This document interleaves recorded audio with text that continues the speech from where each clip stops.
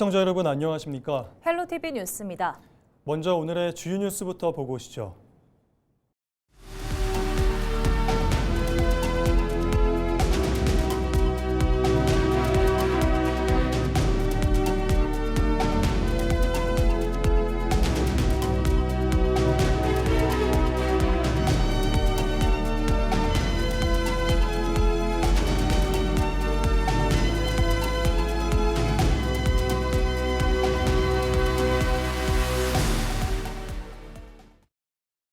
(29일) 제9회 전국 동시지방선거 사전투표가 시작됐습니다. 선거에 출마하는 후보들도 투표에 참여하며 시민들의 투표 참여를 독려했는데요. 유권자들은 소중한 한 표를 행사하며 지역 발전을 위한 바람을 전했습니다. 정승환 기자입니다. 29일 오전 6시 전국 3,500여 개 사전투표소에서 투표가 일제히 시작됐습니다.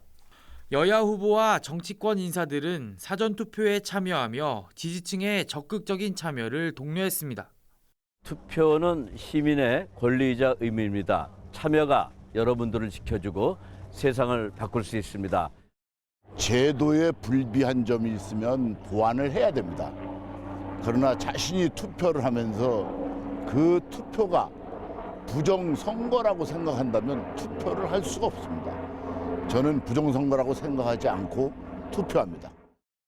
더불어민주당 우상호 강원지사 후보도 이날 가족과 함께 사전투표에 참여하며 유권자들을 향해 지지를 호소했습니다.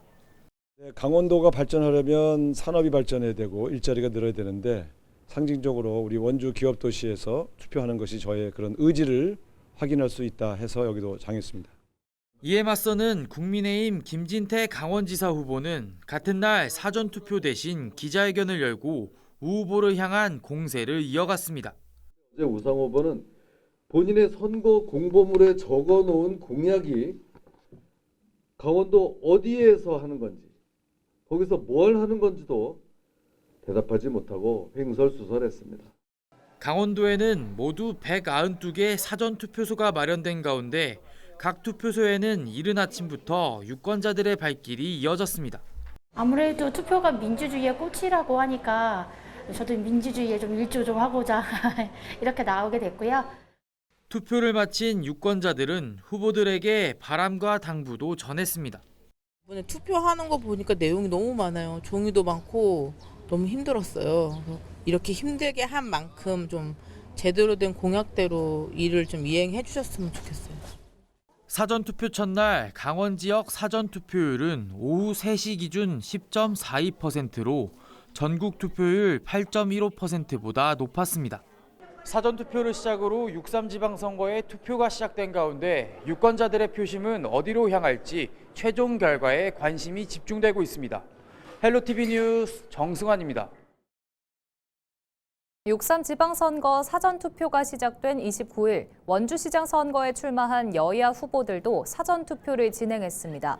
먼저 구자열 더불어민주당 원주시장 후보는 오전 시간 댄싱 공연장에 마련된 사전투표소에서 배우자와 함께 사전투표에 나섰습니다.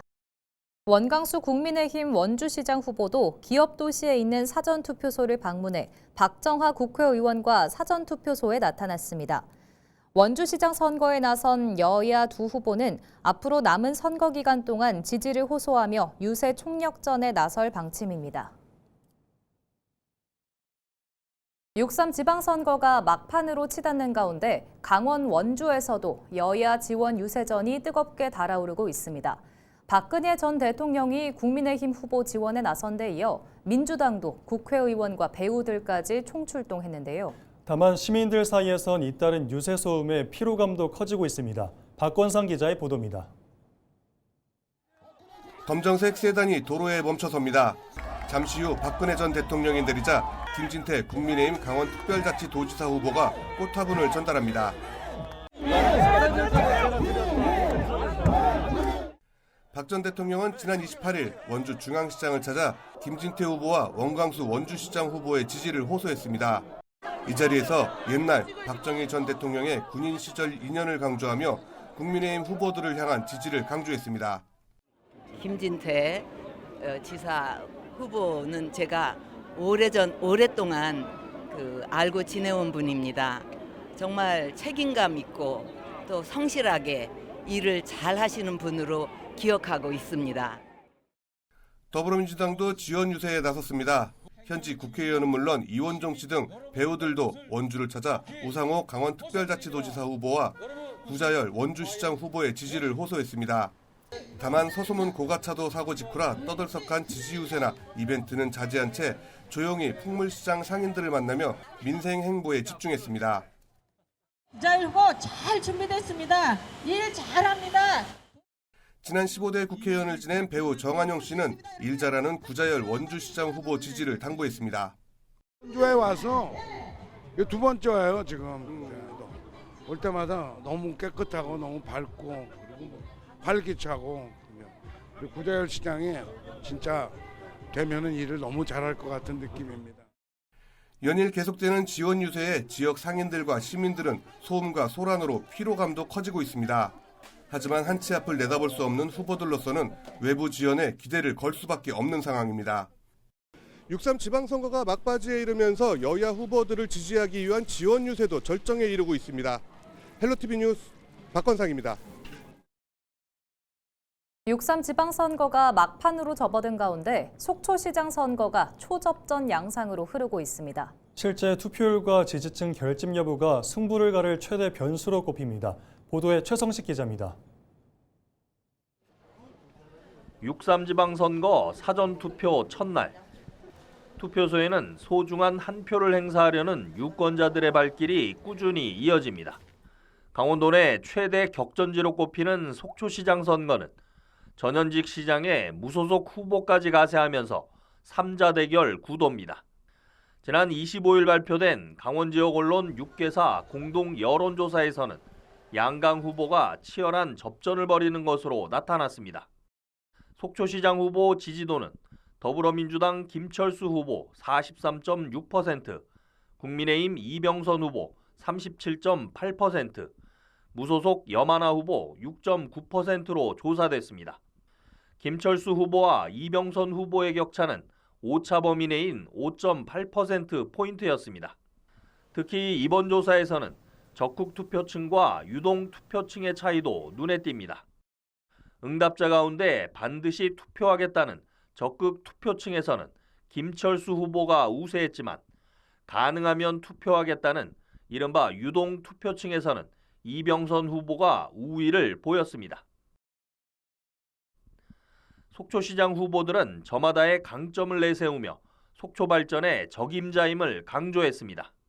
민선 7기 속초시장을 4년 하면서 경험과 추진력을 여러분들로부터 인정을 받은 제가 다시 속초시장에 도전을 해서 속초 미래발전 50년의 초석을 다지는 길에 앞장서겠습니다. 우리 속초시는 지금 중요한 변환점에 와 있습니다. 깨끗한 시정, 중단 없는 발전, 속초 성공시대, 기호 2번 이병선이 반드시 속초 시민들과 함께 하겠습니다.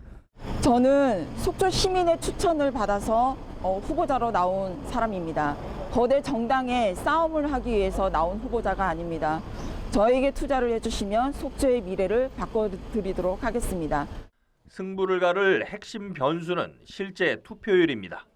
속초시 지방선거 투표율은 6회가 58.6%, 7회가 59.3%였지만 8회 지방선거에서는 51.8%로 떨어졌습니다.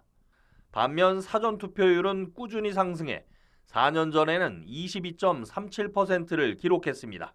경합지역, 오차 범위 내 접전 지역에서는 투표율이 승부를 가르는 경우가 매우 높은데 이 투표율에 영향을 미치는 변수에는 지지층의 결집, 중도층의 투표 참여율, 조직력과 동원 능력, 세대별 투표율 변수, 이러한 4가지 주요 변수들이 여기에 무소속 염하나 후보의 득표율 역시 주요 변수 가운데 하나입니다. 특히 김철수 후보와 이병선 후보 간 고발전이 막판까지 이어지면서 표심에 어떤 영향을 미칠지도 관심입니다.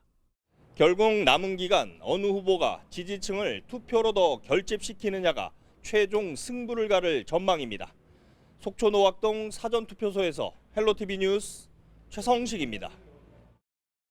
6.3 지방선거를 앞두고 후보자들의 기후 공약을 비교 분석해보는 기획보도 마지막 순서입니다.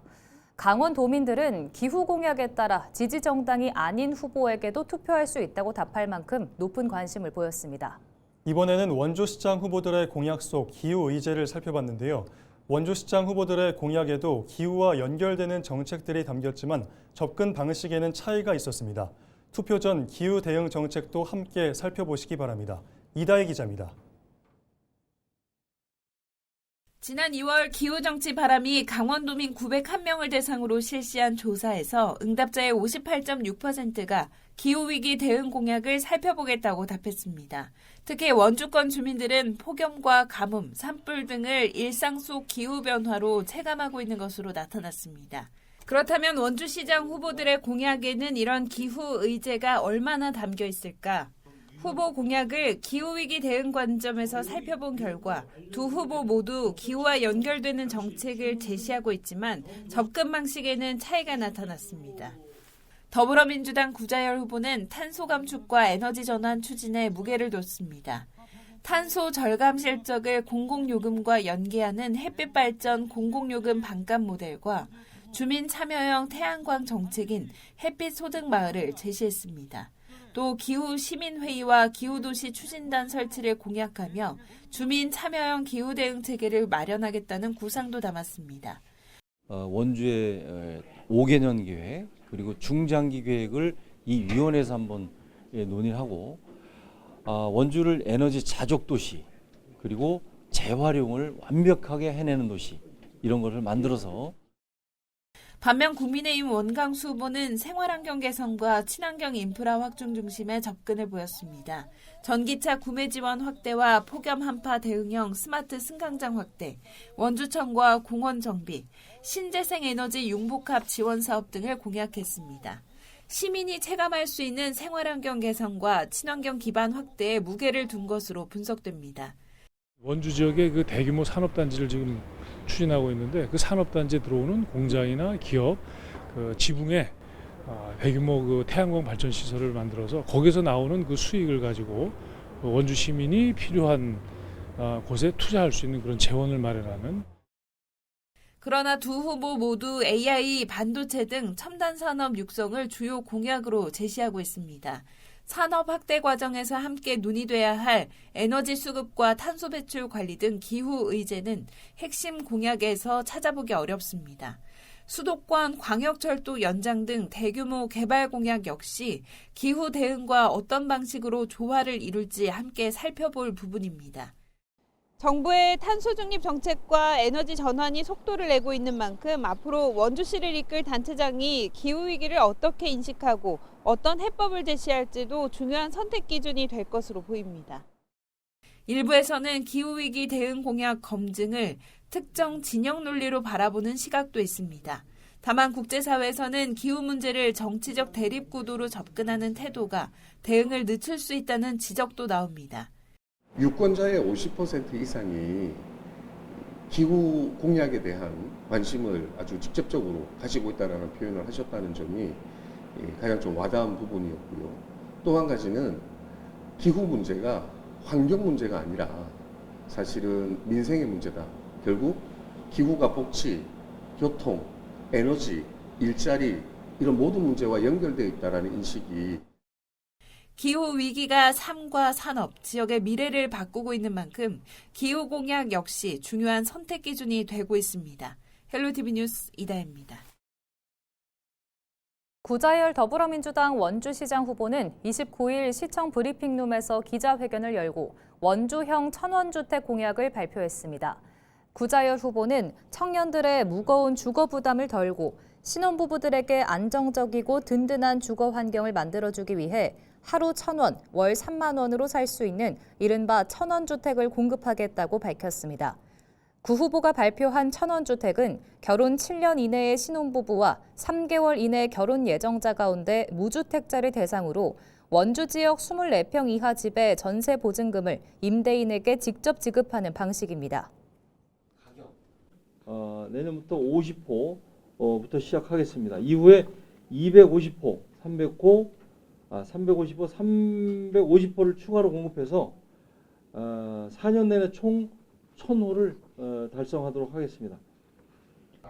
구 후보는 기존 수천억 원의 예산을 들여 공기업이 보유한 주택을 활용하는 인천시 등의 정책과 달리 강원 신용보증재단 출연을 통해 원주시는 대출이자만 부담하는 방식으로 예산 부담이 적다며 향후 추진단을 구성해 정책을 촘촘하게 점검하겠다고 덧붙였습니다.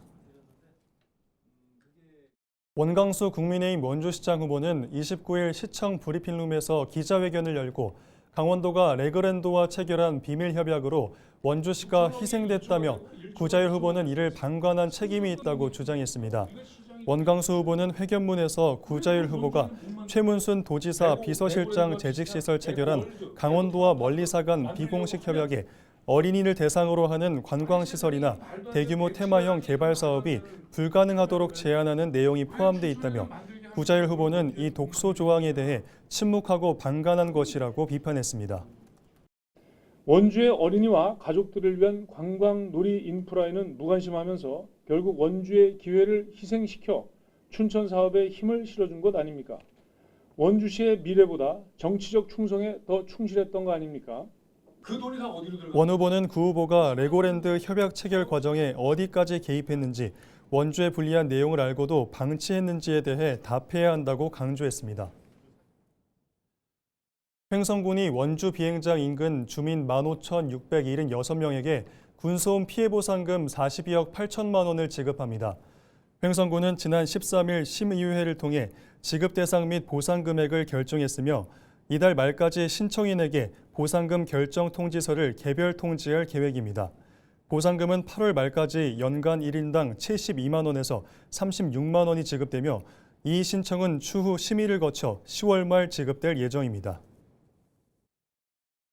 횡성군은 럼피스킨병 발생 방지를 위해 6월 한 달간 관내 소 사육 농가를 대상으로 럼피스킨병 백신 일제 접종을 실시합니다.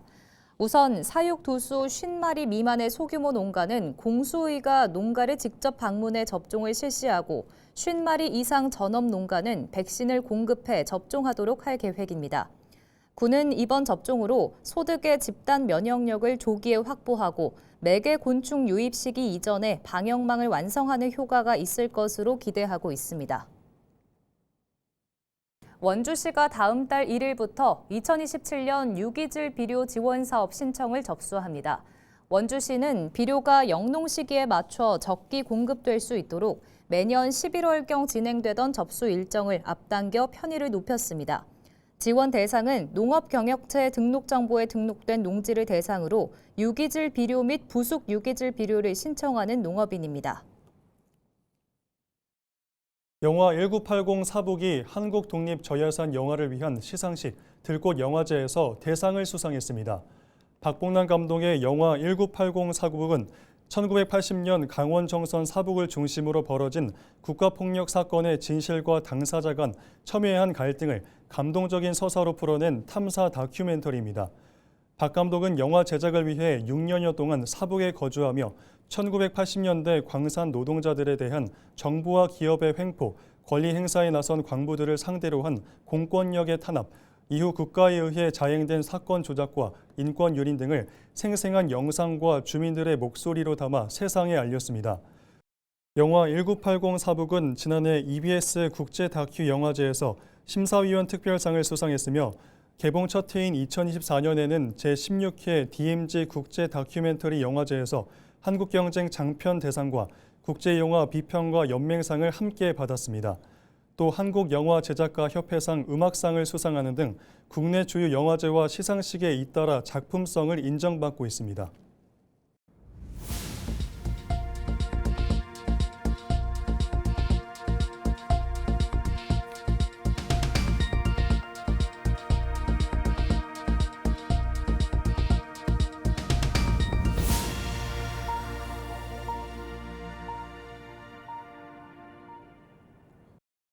이상으로 뉴스를 마칩니다. 시청해주신 여러분 고맙습니다.